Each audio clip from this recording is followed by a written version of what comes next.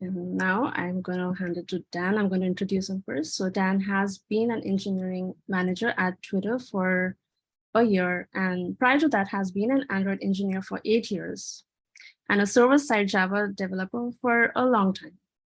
Technical communities have been instrumental in positively shaping his work and career, and he's a big believer in paying that forward. I love that. Outside of work, he's an avid dog dad and a donut aficionado, a pizza lover, and a GIF enthusiast. That's amazing. So over to you, Dan. Go ahead and we'll be watching. Thank you. Okay, let me share. Oops, it's still, oh, there we go. Let me share.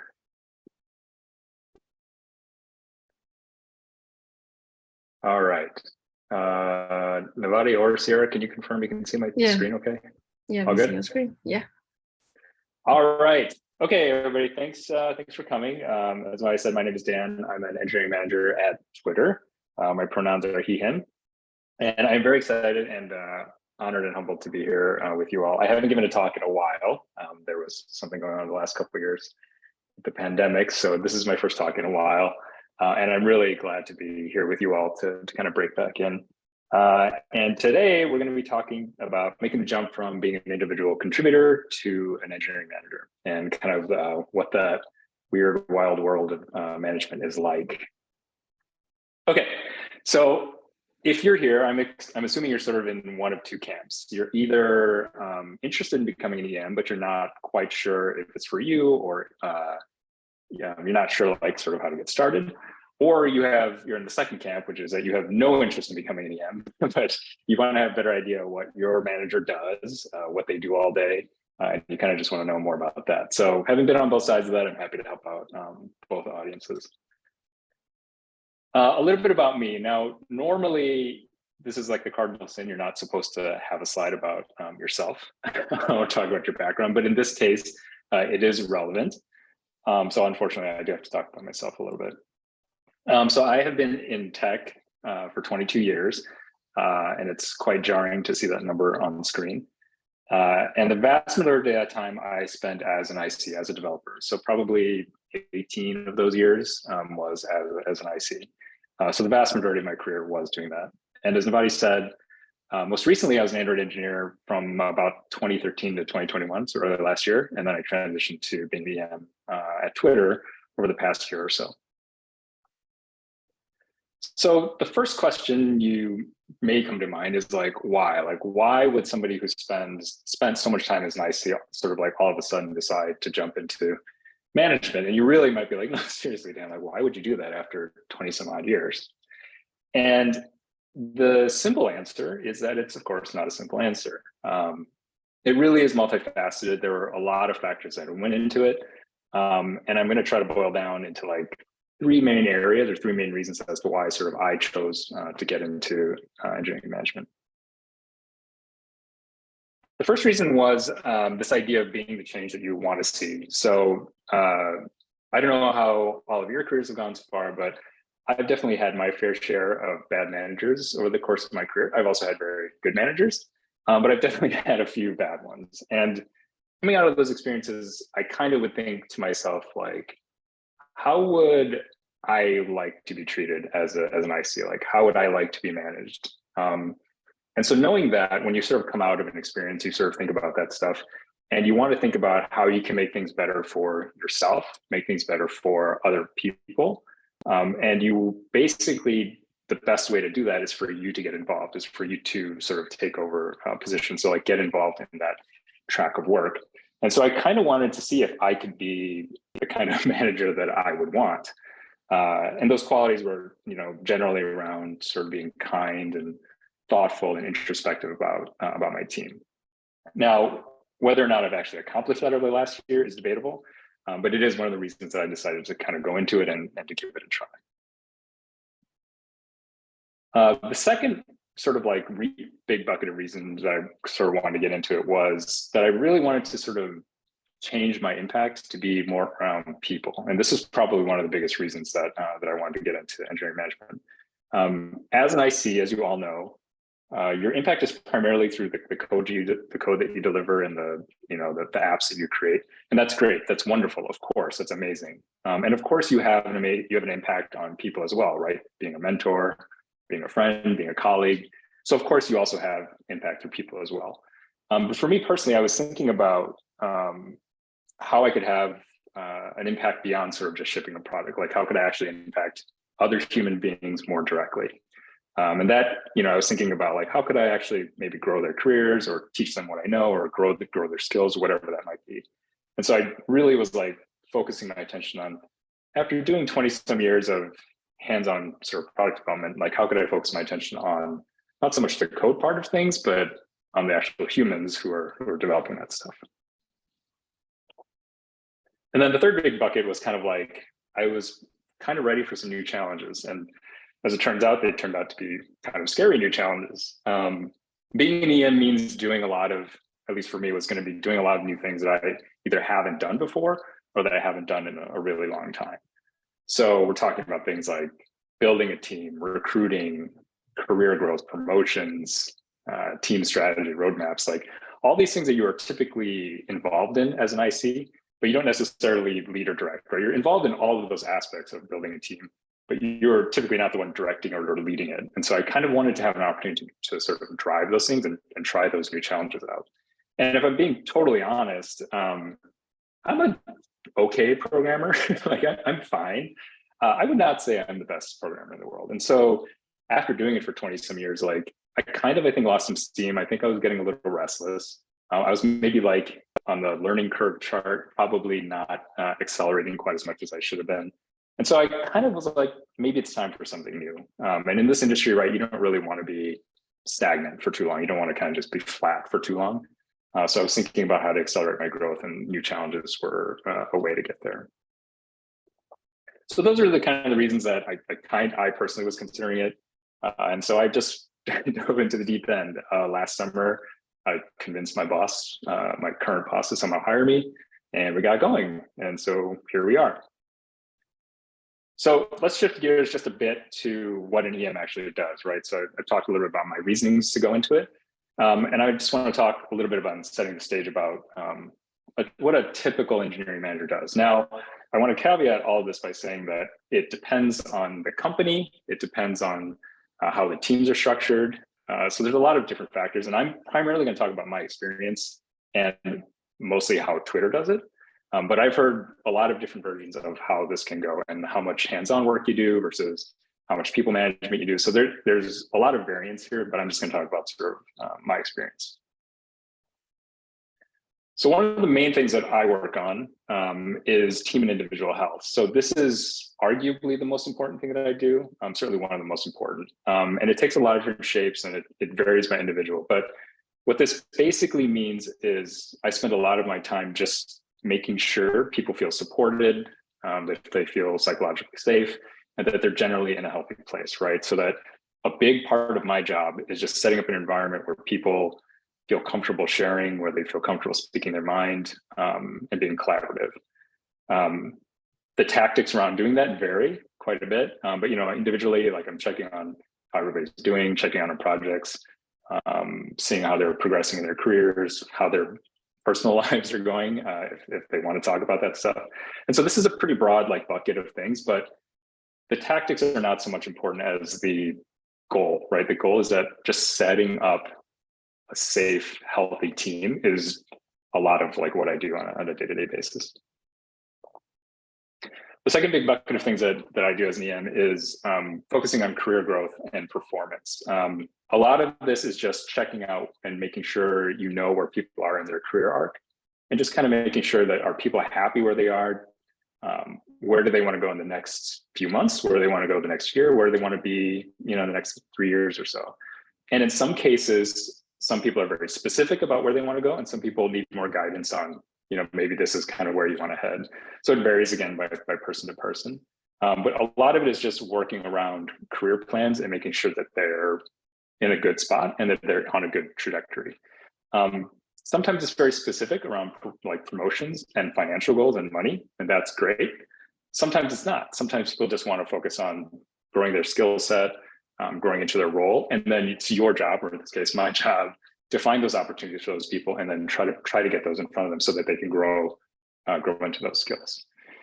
The last bucket here is a sort of like and performance part is probably the hardest part. It does mean that you have to manage their performance, which is very hard. Sometimes this means you get to give really great news and great feedback, like you're doing a great job. And sometimes this means that you have to give hard news and hard feedback about where they can improve. So this is kind of, all of that is encompassed in sort of managing an individual's growth and kind of like where they're going their careers. And then lastly, the kind of big bucket of stuff that I do is strategy and execution. So this just kind of encompasses everything that's just like running projects and running a team. So we're talking about like annual and quarterly roadmaps, executing on projects, making sure they're delivered on time and in scope, making sure your team is sized right, recruiting, all the things that go into just like shaping a piece of work and getting it out the door and doing that on a in scope and on time perspective.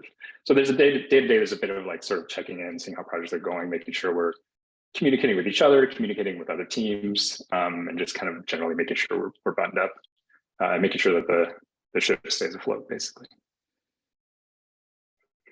Okay, so that's a little bit about what I do sort of on a day-to-day basis and what a lot of EMs do sort of on a day-to-day basis. And so like any good manager, we can retro how this has all been going for the past year.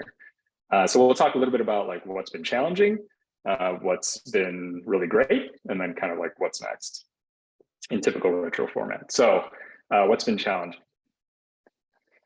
So as an EM, you are basically the sponge. And what I mean by that is that you are, or in this case, I am absorbing a lot of information from a lot of different vectors. And it's your job to kind of know what to keep to yourself, what to tell your team, when to tell them, how to direct that message. You are constantly getting a lot of information that impacts not just yourself, but impacts your team. And you have to absorb that, coalesce that, process it, digest it, and get it in a state on a daily basis that's actionable and digestible to your team. So one, it's just like a lot of information coming into you. Two, you have to constantly sort of like be processing information. And that's tough. Like it's not unexpected. Of course, that's part of the job, but it is a challenging part of the job. And with that information, sometimes you have to do things that are like kind of uncomfortable. You might occasionally have to deliver bad news. Like if the company's maybe not doing well or doesn't have enough money or something, you might have to talk about bonuses being less, or maybe promos aren't happening. Sometimes there's information that you have to pass along that's not great. And with all that information, because you tend to have the broadest set of information, you might also have to occasionally make calls that aren't exactly popular, either with your team or within your organization, but ones that you feel are right, ones that serve your team the best, both now and in the future. And so a lot of this is just like information absorption and making good calls. The toughest part of this is that if you do a good job, generally things run smoothly and you don't hear a lot about it, which is good, right? Like you're working on the stuff that maybe isn't working well, or the stuff that you need to fix. But the tricky part is that if you're doing a bad job, you will definitely hear about it. People will tell you sort of like if there's things that aren't firing correctly and things like that. So this is a very broad slide, being the sponge, but it is probably the most challenging part of being an engineering manager. Maintaining a healthy team is really difficult, but like in a good way. So this is sort of like a good problem to have. A well-balanced, diverse team is, of course, made up of a bunch of different personalities, a bunch of different skill levels, backgrounds, cultures, ideas, all of those kinds of things, right? So this is a good thing. That means you have diverse opinions. It means your team is not a monoculture and all of those things that are bad about having a monoculture.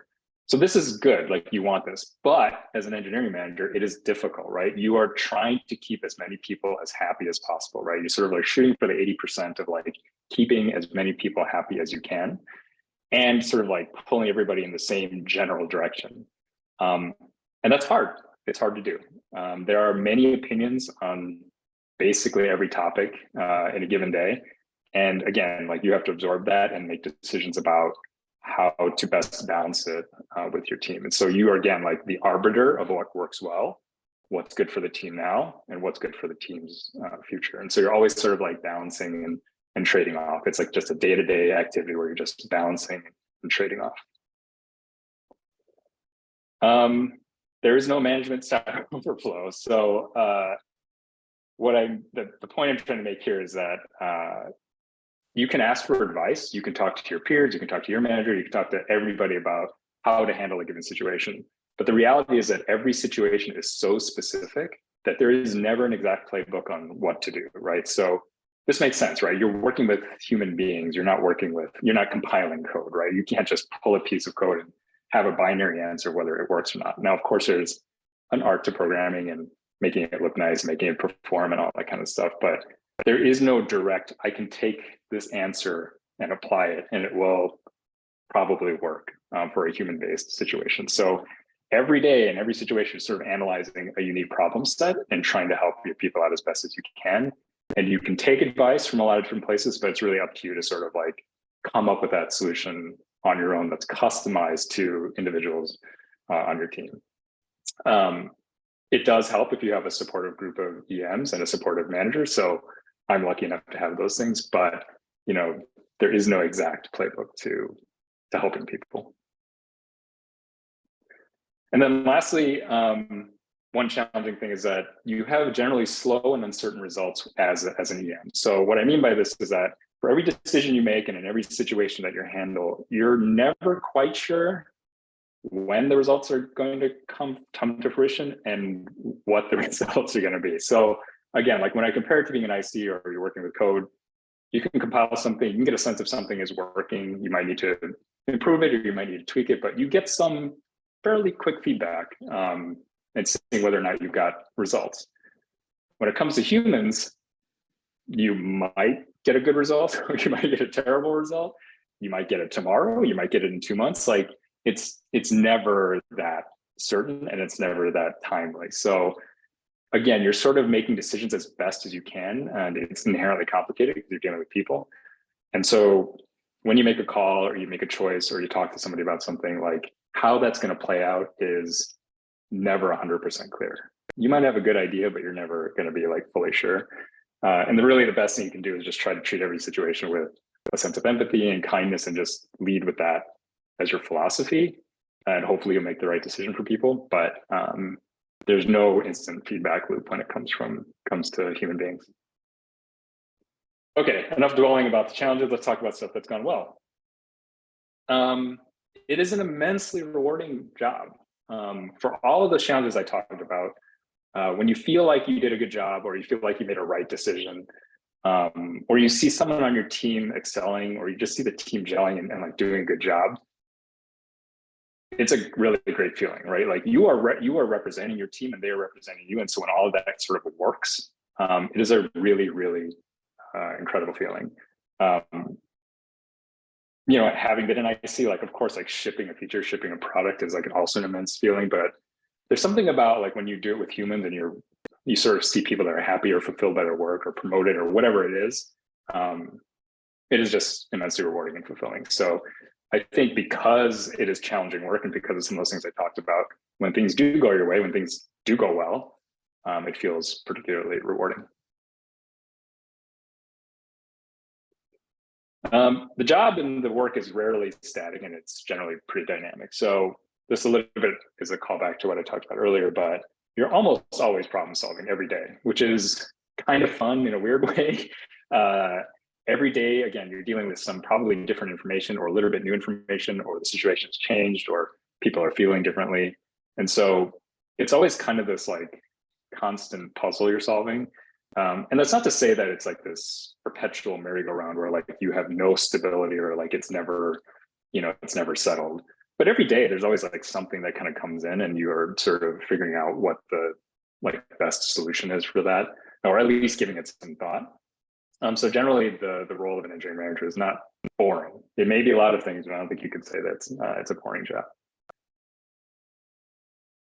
As an EM, you generally have broader exposure and broader impact. So, as an IC, you do obviously meet a lot of people. You do talk to a lot of people. You're talking to designers, product managers, depending on your organization and team.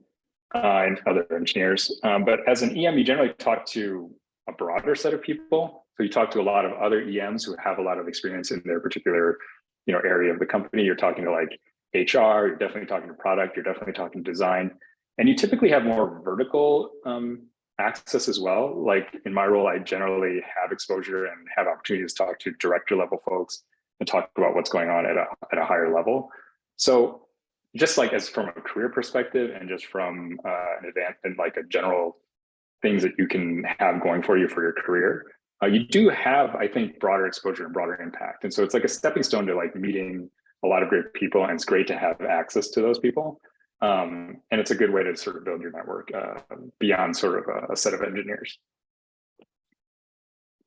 And then lastly, the thing that has gone particularly well for me at Twitter is that there's been just great peer EM support. I was a new EM last year, and I wasn't fully sure like how much support I was going to get.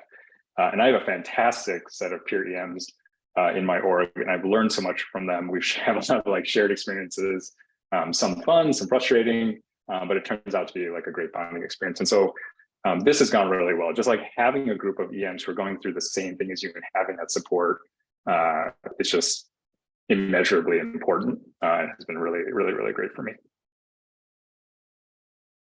Okay, so we've talked about what EMs do or what I do. We talked about some of the challenges, some of the benefits.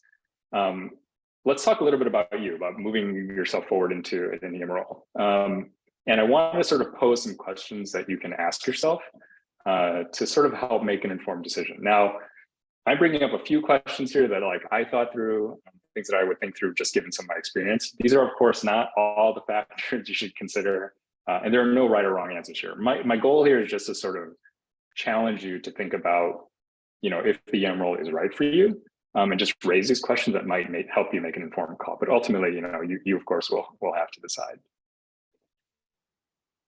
So the first question I would ask myself is like, why am I looking for a change? And I would really challenge you to think about this and see if your answers line up with some of the stuff that I mentioned earlier about the things that have gone well, the things that have been challenging, and really think about like, why do you want to become an EM, and see if you can sort of line that up. So like there might be a lot of potential reasons, right? Like maybe you're just looking for more opportunity, which is a good reason. Maybe are you just bored or burnt out? Like that's a possibility, right? Like maybe the IC role still suits you, but maybe you're just burnt out and you just need a break.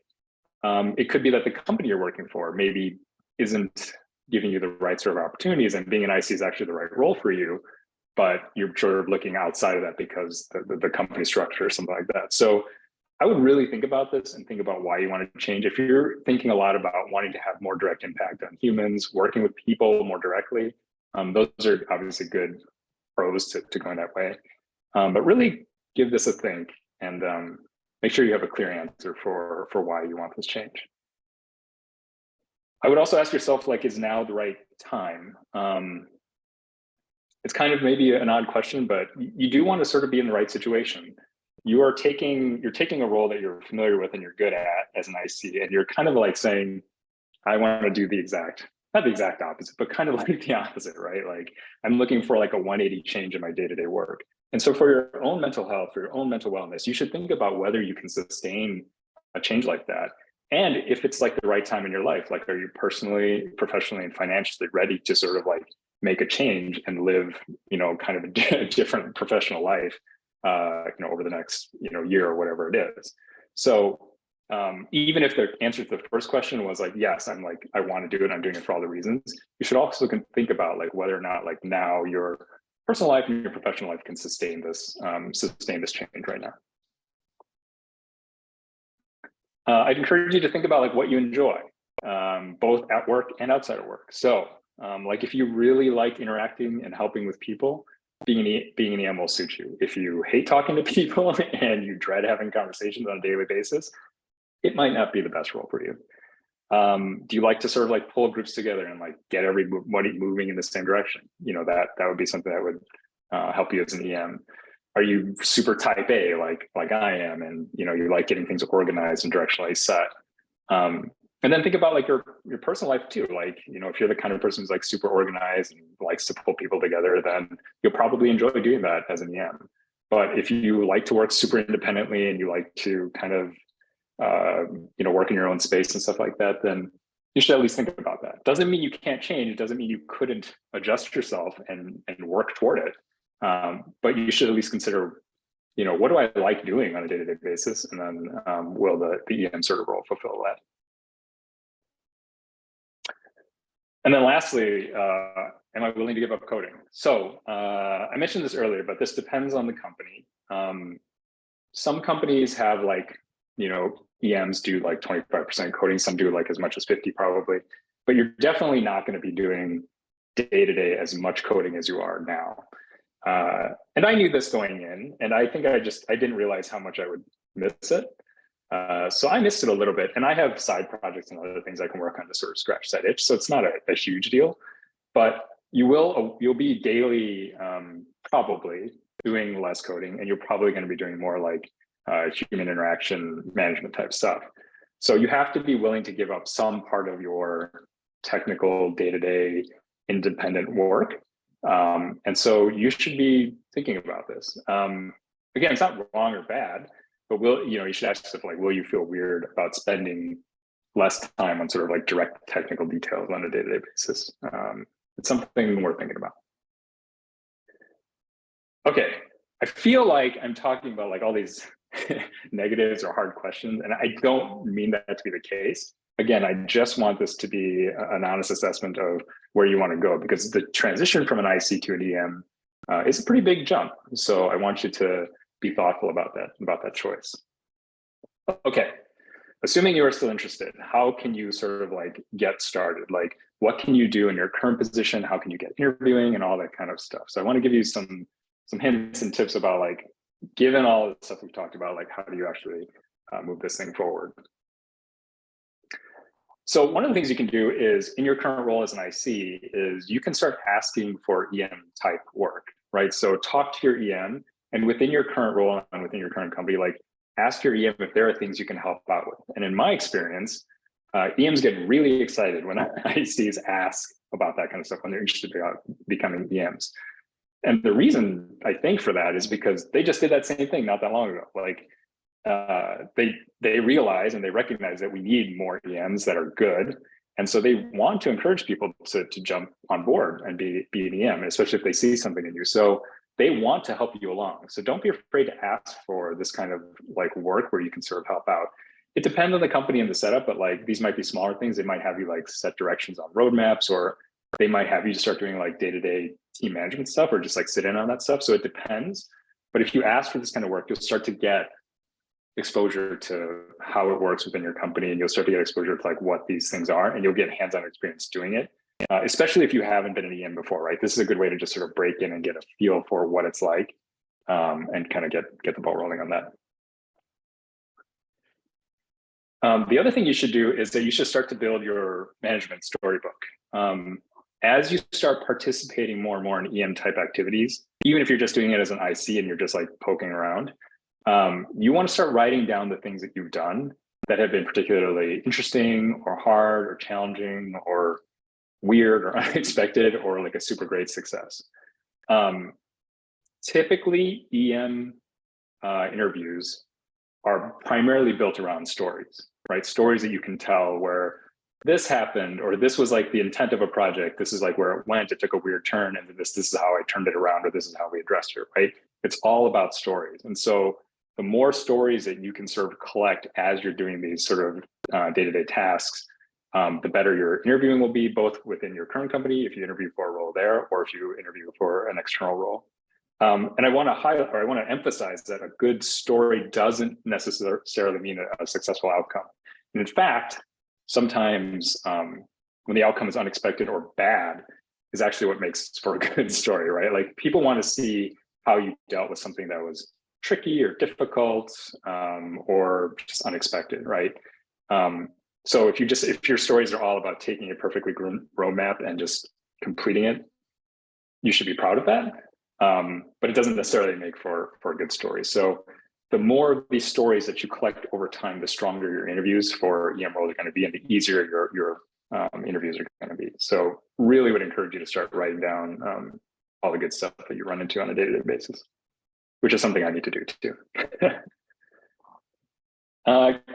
As you're doing this stuff, keep in mind that your recent experience is quite an advantage actually over current EMs. I think what happens, or I know what happens, is that as an EM, the further you get away from being an IC, the further you get away from the day-to-day technical work, the less in tune you are with your team, basically.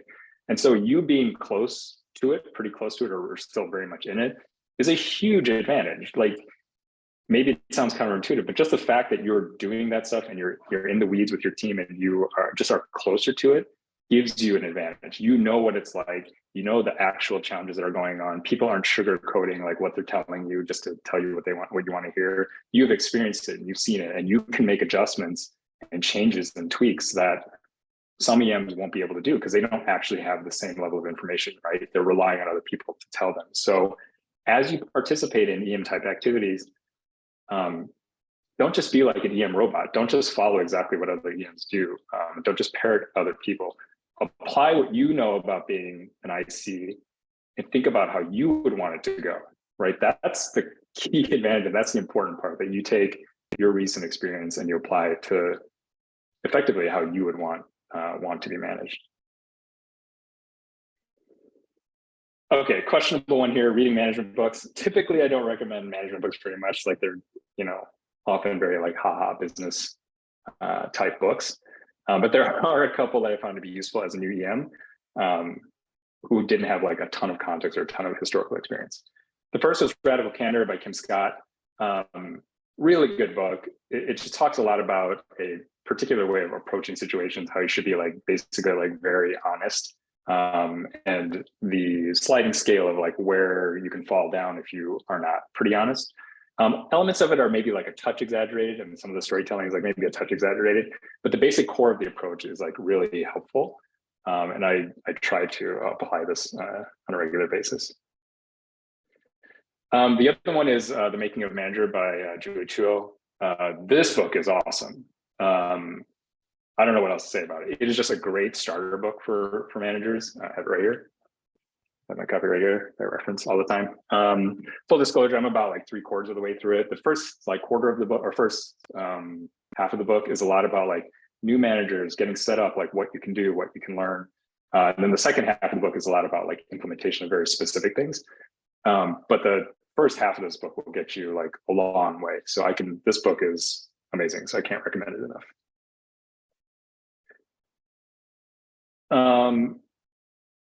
One other thing you can do as you're like kind of going along and you're getting started is just to ask for help and feedback. Feedback is like the name of the game for engineering managers. I'm a fiercely independent person, and so I'm kind of bad at this myself, but asking for help and asking for feedback is very important, and it's something you're going to have to get used to. So if you can find a specific EM mentor to help you through, to be someone you can ask questions to, this would be very important. But definitely don't try to sort of like do this on your own. It's a tough transition, or it can be a tough transition. So as many people as you have who you can sort of ask questions to, and sort of like I said earlier, right? Like, there is no exact playbook for how everything goes. So these people are able to like coach you on certain things, but ultimately you'll sort of have to come up with some solutions on your own. And then lastly, just be kind to yourself. Like, this transition from being an IC to an EM, and then even if you land at a full EM role, you are going to make mistakes. Some big, some small, like pretty often. It's okay, it's going to happen. Like I said earlier, it makes for good stories for your management storybook. And the biggest thing is like with anything, like if you fail on something or you just kind of mess something up, just own up to it, take responsibility for it, and just think about how you can make it better, right? In management interviews, in all of your work and stuff like that, nobody is expecting perfection. And quite frankly, if you come in and being like, everything was great, everything was perfect, like, probably people will think you're lying. And management is not that clean.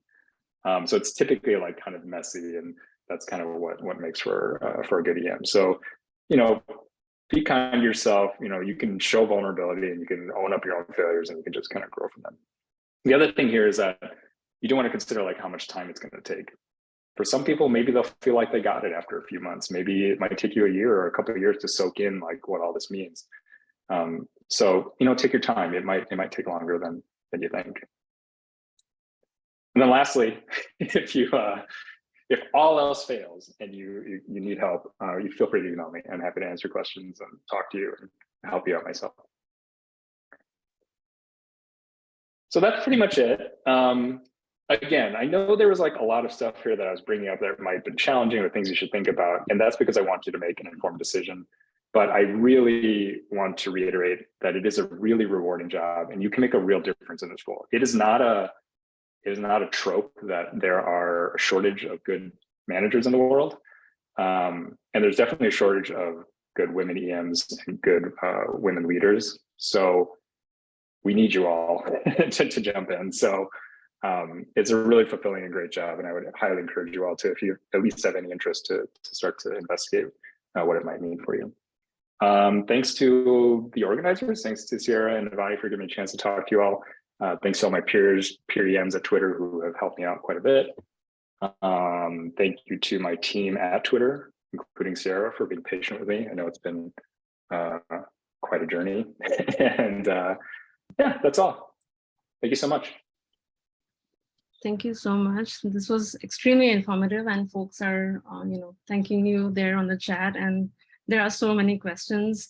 I personally love how you balanced it with, the challenges of being an EM. How you have to be a sponge, and it's there's no playbook and there's no Stack Overflow. So but you balance it also with how it's really rewarding and how it's a dynamic role and you get so much exposure. So really loving that. And I'm gonna jump into some of the questions.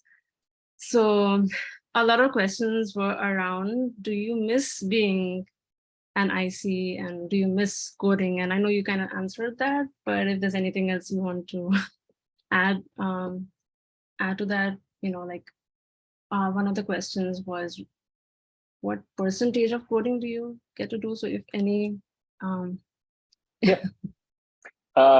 So at Twitter, like day to day, percentage of coding I do is 0. For what it's worth. If I wanted to, I probably could sneak 10 or 50% of my time and like do it. I don't think anybody would like have a problem with that. I don't think anybody yell at me.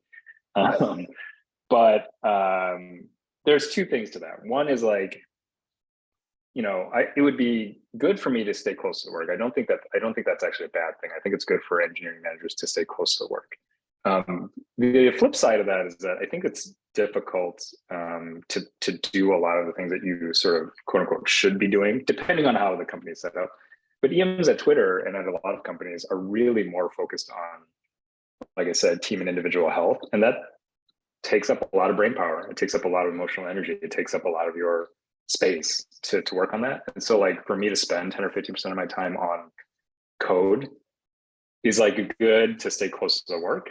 And then it also takes away from the other stuff that's potentially or arguably more important. So it's tricky. I've definitely seen companies that do like, they're almost like EM and tech leads together, where they do like 50% of their time is working on like management type stuff and 50% of their time is spent on like actual coding and working. I haven't experienced that myself, so I'm not sure how well or how difficult that is. But and then to answer the other question, like I do kind of miss it, but I have side projects and lots of stuff that I can learn on the side on my own. So I've been able to scratch that itch a little bit. It's different than working on like a product like Twitter. That's the scale of Twitter. So that would be really interesting. But I do miss it, and I didn't mention this in the talk, but I think sometimes I worry about if I'm getting too far away from something I was pretty decent at. Like if I made a huge mistake and I want to go back to being an IC in a couple of years, like, will I be able to dig myself out and get back to it?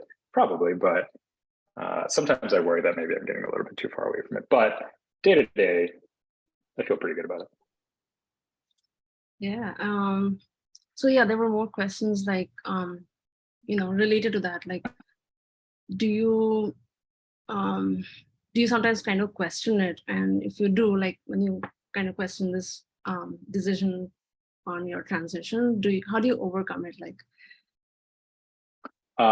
do I question it? Yes. I question everything though, so I don't like.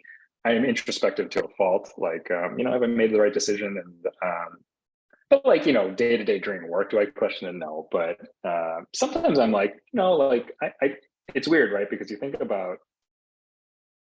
about the fact that I think I'm pretty okay at it. So I think I'm like decent at doing it. Does that mean it's like right for me? Is like a different question. I don't at all regret it. I don't like that. That's not at all the case. Like I said, it's an extremely rewarding job. But sometimes I think about like, oh, this would be easier if I didn't have to do. But the grass is always greener, right? Like individual contributors have a lot of pain and suffering that they go through as well. And so it's like, there's always a trade-off there. So yeah, sometimes I have doubts, but right now I'm not in any kind of position where I personally, a year in, would be like, I want to get out and I want to go back to being an IC. It's not at all on my radar at all. So, um, as an introspective, introverted person, I'm always kind of like questioning myself and questioning my decisions, but no changes forthcoming or anything. Yeah, and someone just added like no coding at the EM role, but maybe coding for fun. And I think you did mention that you do that on the side, right? Yeah. I think it's a good way to sort of scratch that itch. Yeah, I have side projects. I have friends that we like do stuff with, and it's enough. And the one thing I will say that I didn't say in the talk is that if you're concerned about missing coding, it depends on your situation, depends on your energy level. But like being an engineering manager for an introverted person, at least for myself, is like a day of work can be a lot of work. It can be like, drain a lot of energy and use a lot of your energy. So at the end of the day, even though I have side projects and I have things I can like scratch technical itches for, I don't often want to work on them at the end of the day, at least for me, right? Like at the end of the day, I'm like kind of spent. I've spent a lot of time at work, spent a lot of my energy at work. And then, in certain situations, I'm sure there are times where like at the end of the day, I could pick up some code and start working on it and learn Jetpack Compose and do all these things. But the reality is like after day of work, I just want to like go make dinner, sit on the couch, watch TV, and then go to sleep. So there's some of that, right? And but what's nice about a side project is that it can come and go, right? You can pick it up when you want to, and you don't have to do anything. There's no pressure to sort of do it. But it does occur to me that sometimes like you just don't have the energy to do it, and a lot of it depends on your personality. Like if you're a real type A or real like extroverted and you get energized by talking to people and doing that stuff, then at the end of the day you might be like super energized and ready to go. So it just depends on your personality. You should kind of consider that. But I think side projects are a nice way to sort of keep somewhat sharp. Yeah, and that makes a lot of sense to like, of course, balance it and take care of yourself at the same time. And I have so many more questions around that. One was again from someone who was asking, how do you keep up with the technical skills when stepping from an IC to an EM role? Yeah, that is very tricky. I don't know that I have a good answer for that. I try to do what I can outside of work and try to apply the stuff that we're doing at work to like my side projects and stuff that I would spend like my own personal time on. I also like to some degree try to pay as much attention as I can to technical details at work without getting into the code itself. And again, like to my point about having been an IC and being close to the work, this is an advantage you have like right up front, right? In that first year or whatever, you still know enough to have technical conversations, stay sharp, talk to your tech leads, talk to your engineers about, detailed stuff. Not everything, but like that's a good way to like stay sharp. And the further and further you get away, like 2, 3, 4 years away, you probably are not going to be as sharp. You're going to probably start to transition into broader work. So, in conversations that the work that I have, like I try to read through as much of the documentation that people are writing. I try to ask semi-reasonable questions. And then, we're lucky enough, at least at Twitter, that we're working on newish greenfield stuff, things like Jetpack Compose, where like that's definitely something I want to learn, and I can go learn that at work or learn that outside of work and still apply it to like my side projects, and then it like pays forward. But I would caution people to like be wary about like spending too much of your personal time like keeping up with work tech. If it falls in line with something you're interested in and you want to do, cool, do it. But you definitely should not feel some like obligation to be like, I have to keep up with the technical side outside of my work on my personal time to stay afloat at work, right? You should just try to do it as much of that as possible at work. Yeah. Yeah, and a very relevant question was, how do you handle the massive emotional management that comes with managing people? Yeah. Yeah. How do I do it? I don't know, lots of coffee and lots of sleep. I don't know. I don't know that there's like a specific tactic. You just, like I said in the talk, like you do have to like sponge up a lot, and you just have to absorb as much of the information and energy that you're getting from your team, and try to find ways to be positive about it. That is very difficult, right? Like, I'm not going to lie. There are times I have obviously negative emotions. I let them fly either in person, or I let them fly on Twitter or whatever, and they go in spurts. But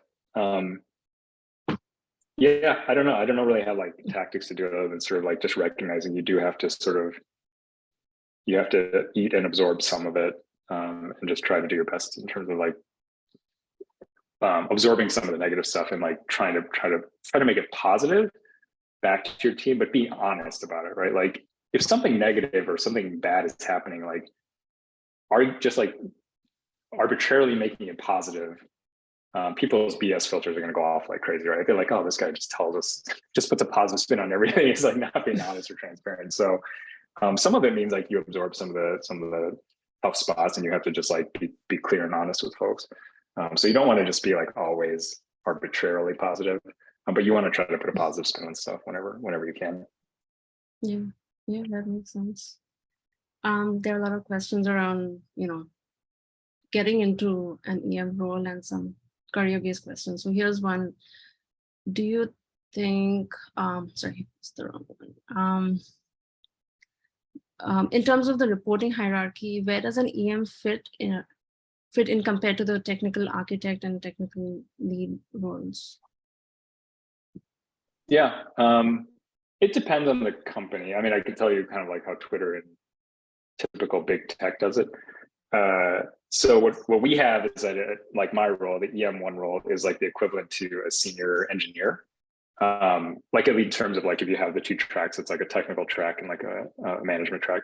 So an engineering manager is like the level equivalent and peer of a senior engineer. So someone who's like really good at their job, basically. Except that the senior engineer is more on obviously the execution of the technical stuff, and then the EM is more of the execution of the overall team and over like all projects and things like that. And then what is considered an architect in some companies, like I guess you would consider like a staff engineer in like typical big tech. A staff engineer is one level above a senior engineer, and then that would be the equivalent of a senior engineering manager at Twitter. So a senior engineering manager typically manages other managers, typically manages a bigger team, maybe something like 25 or 30 people. And so that would be like the equivalent. So if a step up for me, like if I was to move into like a staff engineer or a senior engineering manager, would be to start managing more engineering managers directly, who would then manage ICs. And you typically have less ICs when you're a senior. And that would be like the equivalent of a staff engineer from a technical perspective, who's like kind of like an architect type role. It's not exact, and it depends. I mean, I feel like I'm hedging, but it depends on the company a little bit, but it's kind of like the rough breakdown. Yeah. So Sylvia has this question. What's your opinion or experience with an EM who's never been a software engineer? Is it possible? And how to start if it is? Because job advertisements always call for 5+ or 10+ years of experience. Was the question around if you've never been an IC before? I think that's what you mean, Sylvia. You can let us know in the chat, but she seemed to be talking about never being a software engineer. So I'm guessing it's on those lines. Yeah, Sylvia says yes. That's a very interesting question. Can you do it? Sure. Like, why not? Doesn't mean you can't learn. Doesn't mean you can't learn the basic shape of it. Doesn't mean you can't learn some of the tech. I think it's possible. It certainly helps if you've had like on the ground experience of doing the work that your people are doing.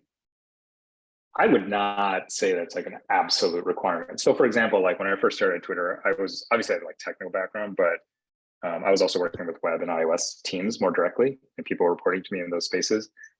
And part of it is about having, reasonable conversations with those folks, but you're also managing like their careers and performance and stuff like that. So you can do some of that stuff without having like direct experience with the technology, right?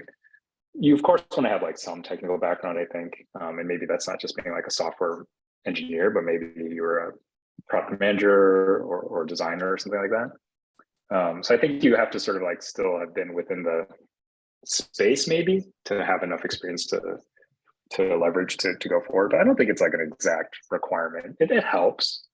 But I wouldn't discourage people from going for it. And then, like I said, like you figure out pretty quickly, like if you ask your manager for opportunities to do that stuff, you might figure out pretty quickly about like where you need to learn the stuff you can read. Like anybody can learn enough to get by, right?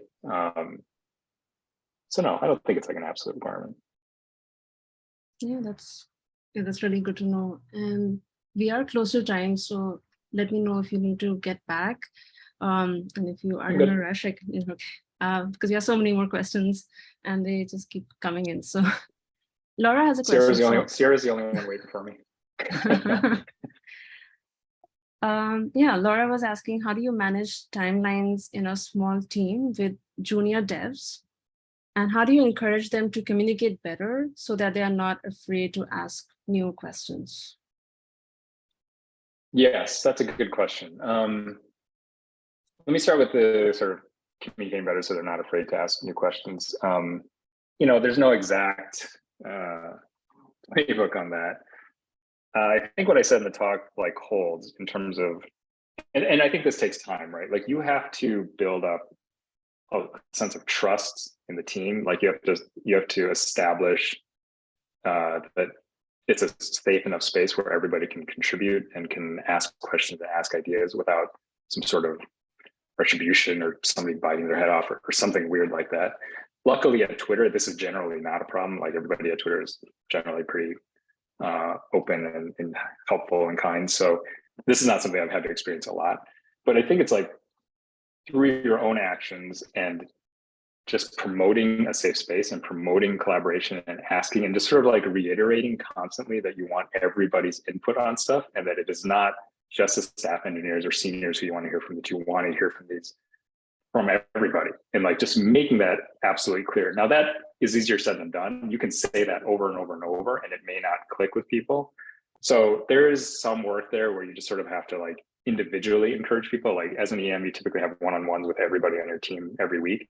And you want to you have to feel out, do you feel like this person's not contributing enough, or you feel like they've got something to say and you just need to pull it out of them. And so you have to feel out where these individuals are coming from and maybe try to suss out if they're not comfortable, why they're not comfortable, and like make that a change on your team.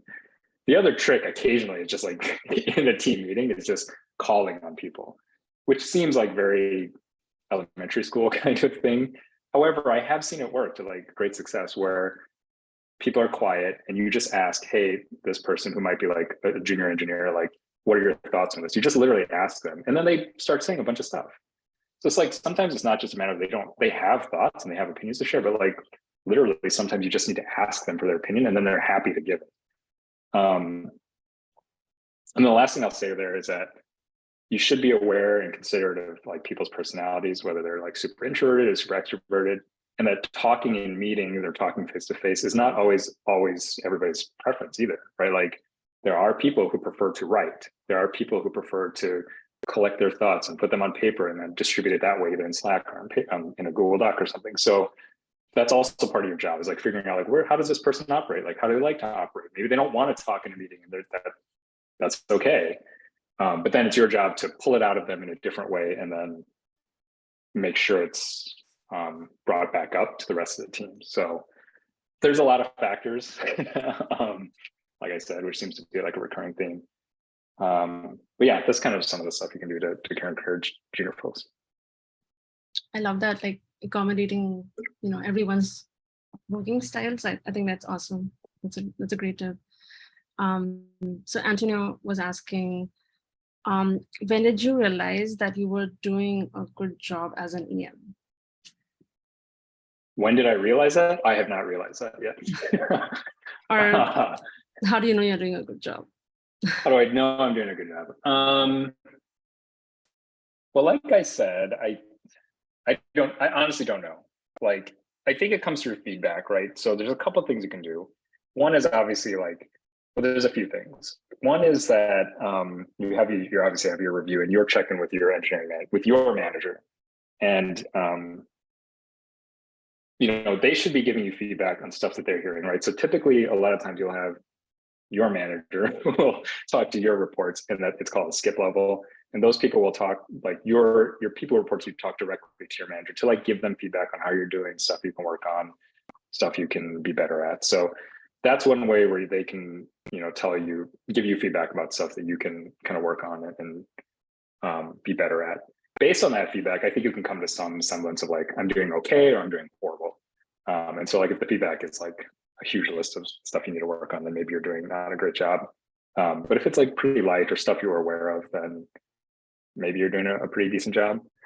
The other thing that I try to do, but I haven't done recently a lot is, and this is tricky, but you basically ask people like, what do you need help from me with? Like, what can I do better? Like in your one-on-ones, it is supposed to be about that individual, but at the same time, like you want to be able to provide support to that person. In order to do that, you kind of have to have some sense of like, am I doing this well or am I doing it poorly? Like, what can I help you with? And so you kind of can ask for direct feedback about like how can I help you? Like, what am I doing right? And what's the typical thing you can ask is like, what's one thing I can start doing to help you? And what's one thing I can stop doing that will help you? Which is like a really stark way of putting it, right? It's like, tell me something to do that will help you, and one thing that I should stop. And that actually has worked in some cases. Like I've gotten some good feedback about like, let's do this more, but let's like do this less.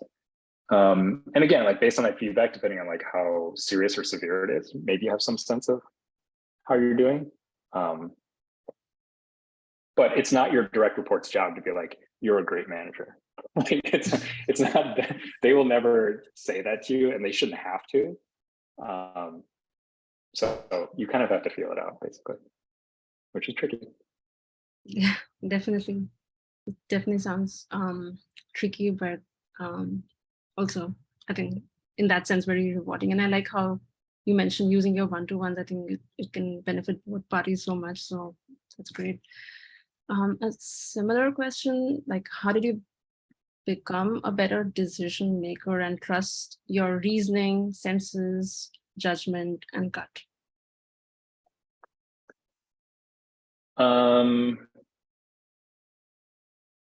Experience, probably, time, feedback, basically those things. Like I feel like this is just for me, right? Like I've done it a long enough time where I feel like I have enough semblance of right or wrong, having confidence in like my decisions and feeling like I think this is right. It doesn't mean they're always right, but having some confidence in saying like, I think this is the right way and we should proceed this way. And just from experience, I think it'll work. Obviously, if you're like in your second year of your career, that's going to be harder to come by.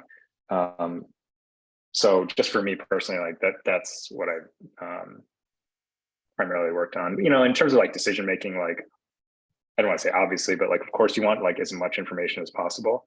You want to be considerate of as many inputs as you can. But I do think that there is you do want to be like decisive and clear and understanding of different perspectives and trade-offs. Like basically just like always considering like all the various things you can, like when you're the sponge. And that just takes practice, like to be honest. Like I said, you're going to get a bunch of decisions wrong. I've been an EM for a year. Like I can't even tell you like how many mistakes I've made. So there's been a fair bit. And some of that is just experience. And then like feedback, like I said, like if you make a bad call, you'll probably hear about it. And you can learn from that and just analyze like how that decision went down. Like, did you make it because you were having a bad day or you were frustrated, or did you not have all the information? Like you just have to practice, basically. That's no different than being a good programmer or something like that. You just like do something, you made a mistake, and like, oh shoot, like I gotta find a better way to do this, and I won't make that same mistake again. In the future. Yeah, definitely. Yeah, practice is key. And yeah, I think you kind of answered this. Like you said, there is no playbook for being a manager, but is there someone you look up to at work or outside to being a better manager?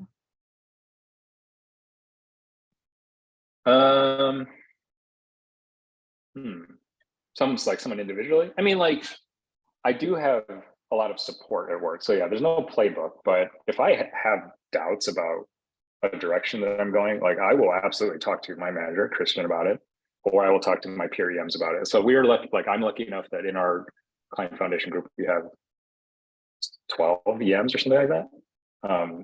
It's enough that you have like a sample size of like, you can just ask questions in our Slack channel and just ask like a piece of advice about how to do it. And then it's at least scoped to Twitter, right? Like they have enough semblance of, yeah, maybe it's not exactly your team or whatever, but it's not like somebody outside the company. It's like somebody who's in it with you, in your org, in similar positions with similar information, and they can give you a pretty good starter of like how to handle it. Like a peer group of EMs is extraordinarily important.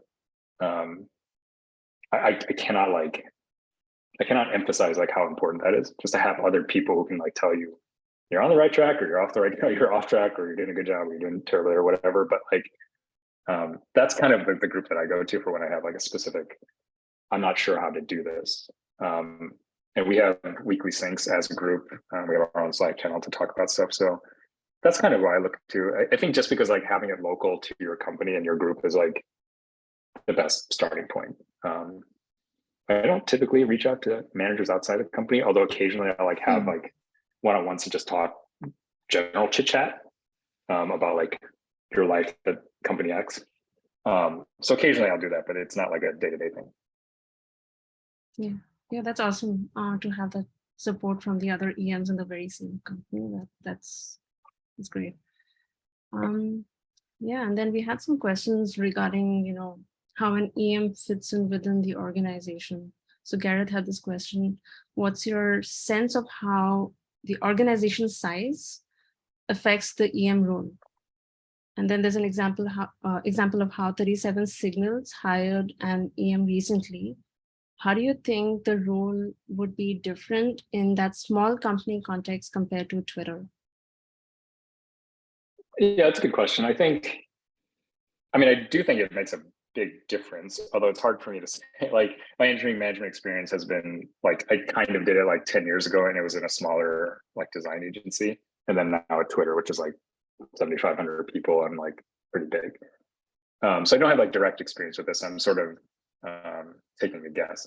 I would expect that the roles in a large organization are more specialized and more specific. So like I'm the engineering manager of a UI foundation team for Android at Twitter, which is not like a feature team. We're not building out specific features, and I'm not doing it for iOS and web, right? Like I'm an Android foundation manager. So we work on a very specific part. We're not working on like security and privacy. We're not working on performance. We are working on like UI based stuff and only for Android, and doing it at a foundation level where we can provide frameworks and things like that to people at the company.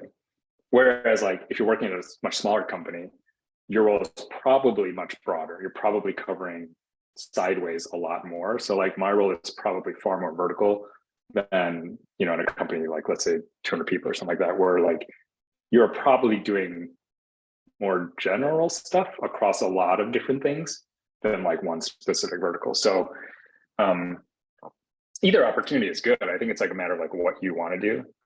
I find some peace in being kind of vertical, like being able to focus in one area, but that doesn't make it right. Like if you like to do like a lot of different things on a day-to-day basis, and you're constantly like you're working on all three major platforms, web, iOS, and Android, and you like being in all that kind of stuff, a smaller company might actually suit you.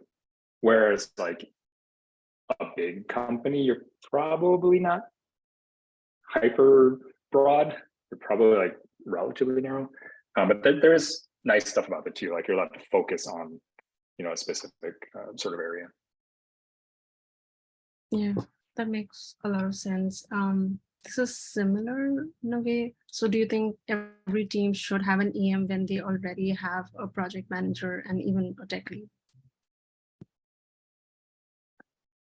My gut is yes. It depends on the situation. It just depends on like the roles, right? Like a project manager may be more focused on like executing of the project and like getting it done and having it be on time and in scope. And some of that responsibility can be shared with an EM.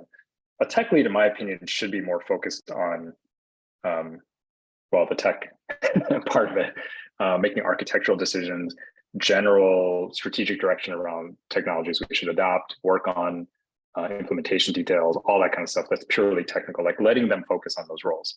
Whereas like an EM is like support, like you are helping people either grow their careers, improve their performance, help like making sure they feel comfortable and in a safe spot, that they're collaborating, that they have all the information. So it depends how segmented you want the roles to be. Like at a small company, you probably don't need all three. Like somebody could probably do two of those or something like that. But in more complex environments and bigger companies, you probably want to have that somewhat segmented. Because I will tell you that like the easiest, or maybe one of the first things that typically people stop doing when they have to do all three roles is the human management part. Is the easiest, quickest thing to jettison. So there's like, if it's between making a good technical decision, delivering the project on time. So if it's between like what the tech lead would do and what a project manager would do, those are almost always going to win over let me have a one-on-one with somebody and make sure that they're doing okay, that their career is progressing, that they're happy and they're collaborating and all that stuff, right? It's very easy to like slice out the human part of stuff. And I've seen it happen. They just like cut it and there's like, okay, well, we got to get this thing shipped. The product has to go. So project manager and tech lead have to work. You have to play those roles.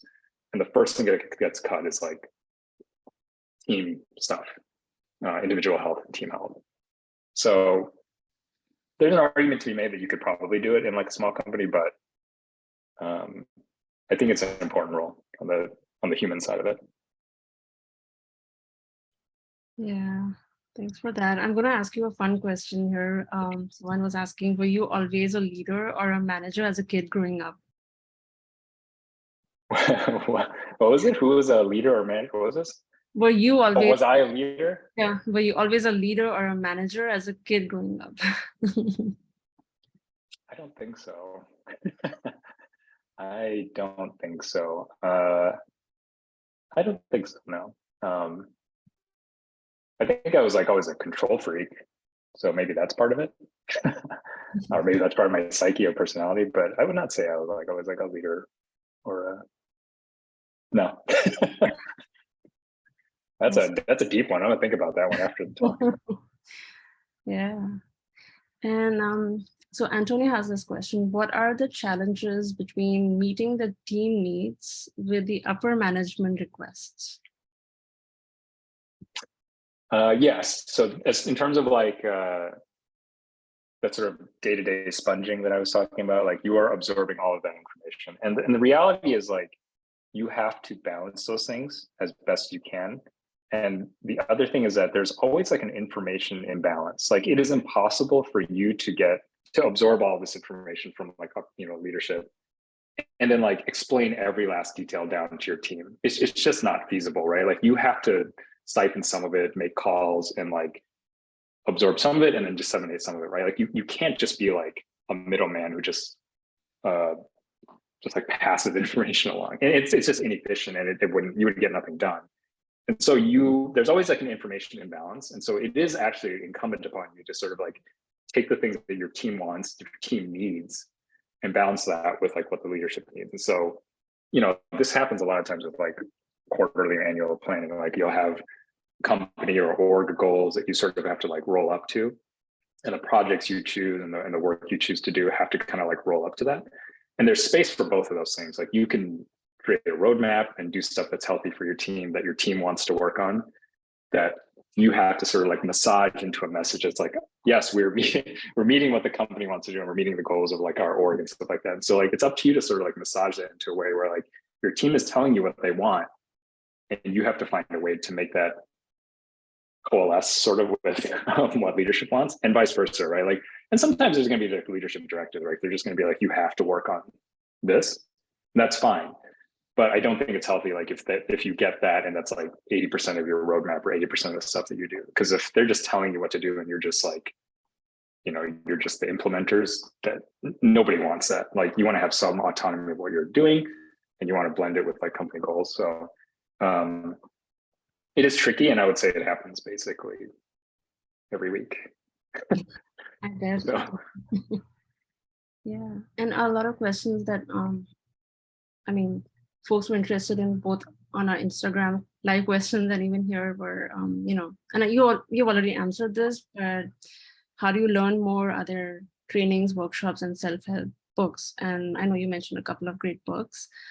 Is there anything else that you want to add to that? Any trainings, courses? I haven't taken any outside of Twitter. So it's hard for me to give any specific advice there. If anybody has anything, I'd be happy to learn it or push it forward. We're luckily at Twitter, we have a lot. We have like an abundance of training. We have like an entire learning organization where we have like a manager one-on-one class. We have plenty and plenty of like references and documentation around like how to handle situations, how to give situational feedback, and all the things that are like important to being a good manager. So we have like an abundance of learning stuff. So actually they have a training coming up in about a month. It's like 3 days of it. So it depends on your org. Like that's usually enough for me, between like reading a few books, internal training at Twitter. Those have been good enough for me, but I haven't, to be totally honest, I don't know like a lot of external training type stuff. Yeah, and another question that came here as well as on Instagram. So Anushree was asking, can introverts be good EMs? Yes. Well, I hope so. God, I hope so. Because I'm an introvert. Maybe because I'm introverted and I'm biased. I would argue that introverts are actually, I won't say better managers, but I'll say are very good managers. And the reason for that is that being a manager is a lot about being introspective and thinking deeply and taking time to think and, having individual conversations. Obviously there's like some group stuff you have to do, but and so typically people who are introverted are more introspective and are really like deep thinkers and like to take their time and, write and stuff like that. So I think that quality makes you a good EM. Now, it doesn't mean you're going to be good at like everything. Like in big group settings, maybe you have difficulty, or there's going to be some things that you have to like slide yourself onto the extrovert scale and play it up and ham it up and stuff.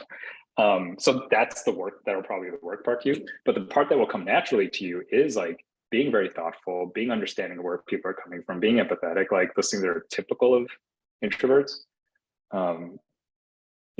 You already sort of like have a bit of an advantage, right? Like part of being the EM or a good EM is understanding where people are coming from, like reading them and like trying to suss out what's going on with them and like seeing how they react to stuff.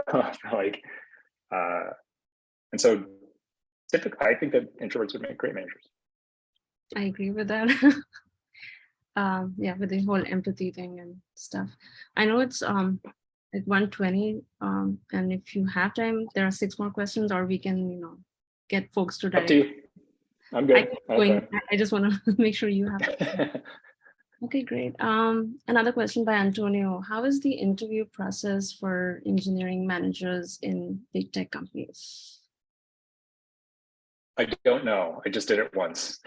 So I got lucky last year. I interviewed with literally one company. That company was Twitter. And somehow my boss was like, yeah, this guy's good. Let's hire him. I think it does depend. Like I was on the hook, or not on the hook. I had 2 lined up. One was Twitter, which was largely behavioral interviews. Like I said, like management storybook, talking about your experiences, some technical stuff about, just generally making sure you could like hold your own and understand what your engineers are talking about. But it was like largely behavioral. I know for a fact there are companies out there where you, as an engineering manager, you will be either not necessarily even expected to code, but like there will be like a coding element to your engineering manager review or interview, where like you will have to either build something or talk through a specific like problem in an interview. So there are some that are more technical. They're not as deep as like a IC technical interview. Like you're not getting that deep, but you will like might be asked to build like a sample app just to show that you know how to build a weather app or something like that, right? Like just so you know how to like how API responses work and how to set up basic UI, like just making sure that you're like not completely like coming out of nowhere. So it depends. That's as much as I know about it. I think it will depend on like what they expect from you in that role. So like if you are doing if you have like a super technical element of your interview, where like you are creating a sample app or something like that, then I think you can expect that some of your time will be spent reviewing pull requests, staying more in touch with the code, maybe even coding 25% of your time. If all of your interviews are primarily behavioral and mostly about like how would you handle the situation, then probably that's reflective of what the role would be like. Yeah. The interviews were, just to be totally frank with you, I had 4 interviews, I think, maybe 5, and I completely bombed one. Like I totally bombed one, and I think I did okay in one. I did pretty well in 2. So like, I was on the fence. It was not like immensely difficult, but I did not necessarily do great. So, sometimes you just got to be lucky. Yeah, no, that's really insightful. I think that's extremely helpful. So thank you for that. Here's a question which is more about, since you're an EM, you probably have perspective. Someone is asking, I'm a beginner at coding. I'm a beginner coding student. And what are some of the fundamental concepts that I need to pay attention to succeed in the industry?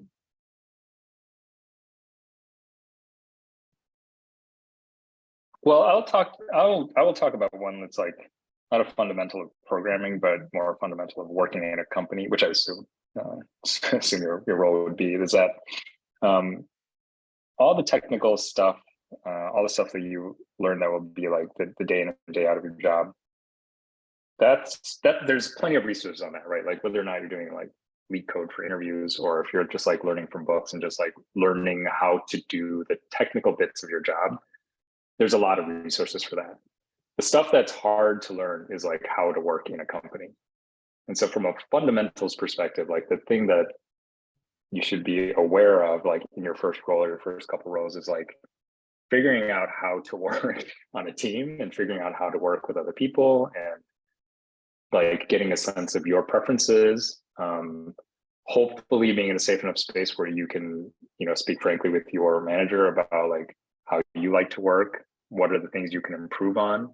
It's really about like how to work in a company more than it is like the technical bits. Like, and I'm not undervaluing the technical bits. Obviously you have to be good at that stuff, but that maybe goes without saying. But being good in a company sort of is like, there's nothing that teaches you that. There's no reading a book that's like, here's how you behave in your first year at a company or whatever, right? Like you just have to go through it. And so being open to that experience, learning in that experience, and being thoughtful about feedback that you get about your performance, about how you're behaving, about your communication, the things about like working with other people. That's like the part that typically a book or a class won't teach you. Like, here's how you work in a team. Like you just have to do that. You have to learn that. So that's kind of a fundamental thing I would kind of keep an eye on in your first couple of years. Yeah, that's excellent advice. Yeah. So do you have any suggestions around this? How should ICs work around micromanagement? Oh, that is tricky. Man, I don't know. How do you work around micromanagement? I don't think I have a good answer for that one. Yeah, I would hate to say like, yeah, even Sierra's like, Sierra's also like, yeah, Dan, how asking for it. Yeah. Well, okay, so here's what I would say, like conceptually. I think you have two avenues to deal with this. One, hopefully you're able to have a skip level with that person's manager. So this is maybe like a bit extreme, but like you can ask to have skip levels with somebody, like so your manager's manager, and just like talk to them about maybe the stuff that's not working. Like it depends on the situation, but like you should be able to do that. Like you should be able to talk to your manager's manager and be like, look, I'm having trouble with this, and like we need to. I'd like for this person to step back a little bit here and like, just give me a little bit more space to work. Like it feels a little BSy, like I'm kind of just making stuff up, but like that is an option. Like you can talk. You should be able to talk to your skip levels, and a good skip level will not tell you who said that. Like when they give the feedback to the manager, will not tell you who said that, or like give it. They'll kind of like obfuscate it to make sure that you're still safe and that you don't, you're not going to get like penalized by the feedback. It is difficult for a manager to hear that, but depending on your relationship with your manager, I mean, I know it's hard. It's easier said than done, but like I would try to be straight with them because like it is like I don't want the sympathy for it, but like it is a hard job, and they're trying to like sort of do their best, and they are trying to be helpful. But like I said earlier, everybody's like a little bit different. Everybody's work style is a little bit different, and when you are trying to mesh that with another human being or like a team at large, quite frankly, they may not even know that they're doing that. You might just need to tell them, like, hey man, like, Yeah. can you just give me a little bit more space to run the project? And you could say it like in a nice way, but like, can you just give me a little bit more space to run this? I'm happy to keep you, updated on a schedule that like you want. But I just need like a little bit more space to work on it. Yeah. And the best advice I can give. So Sierra, let me know if you want to have that conversation. Yeah. Yeah, I think that's true. Like sometimes you may not realize that you're leaning towards micromanaging. So having that candid feedback, that conversation can be beneficial.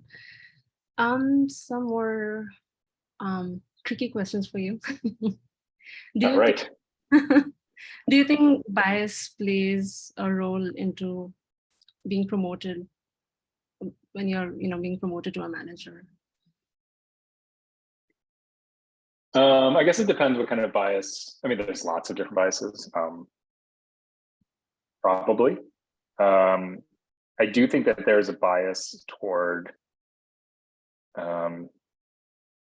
like smooth talkers, if you will.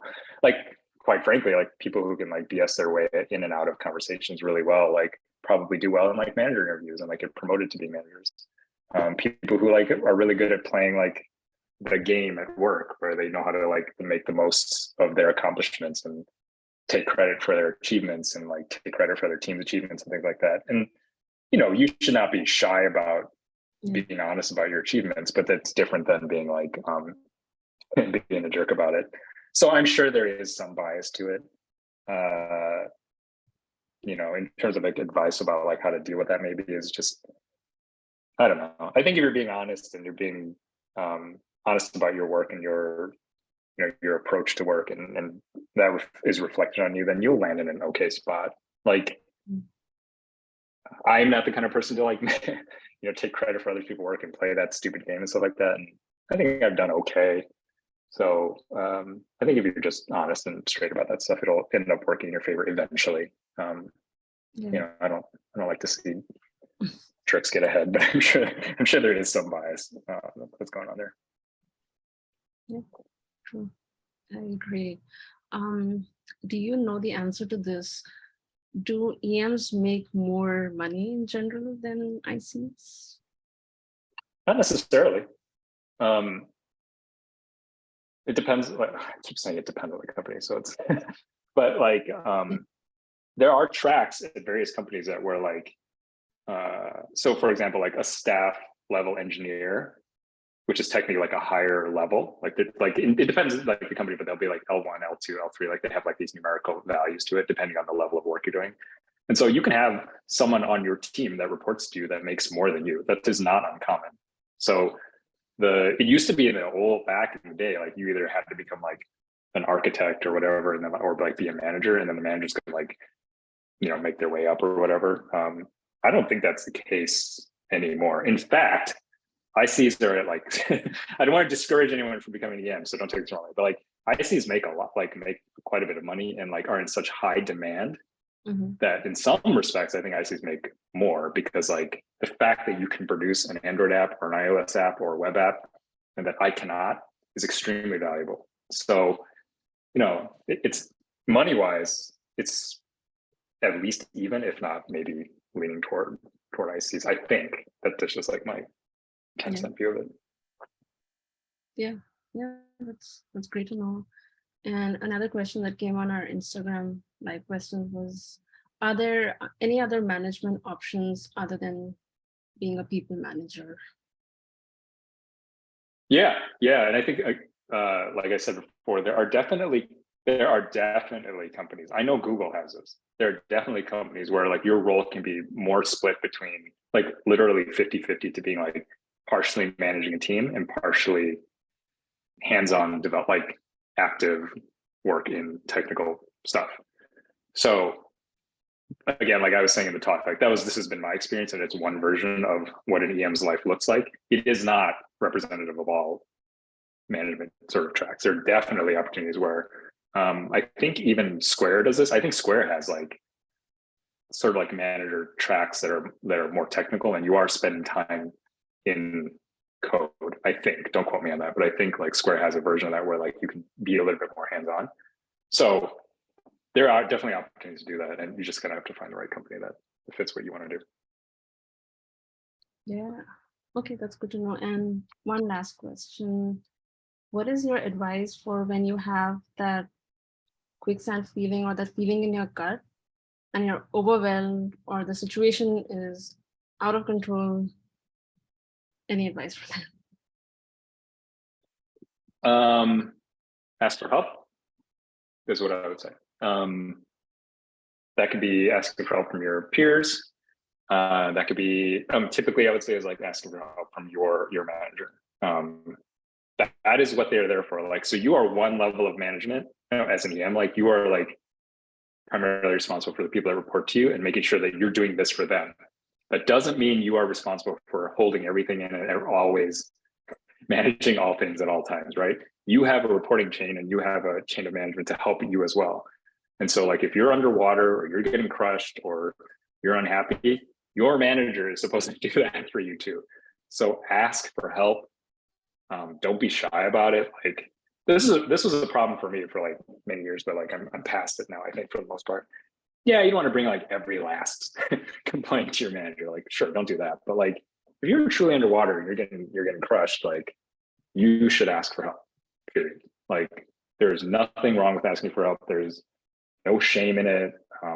In fact, it's the sign of a good manager, to be honest. Like the fact that you can ask for help shows other people that, you know, shows people on your team that it's okay to ask for help. Shows your manager that you're willing to do that. So yeah, just ask for help. Awesome. Amazing. Like you, thank you so much, because you answered, I think, around like 25 questions if I consider the Instagram question.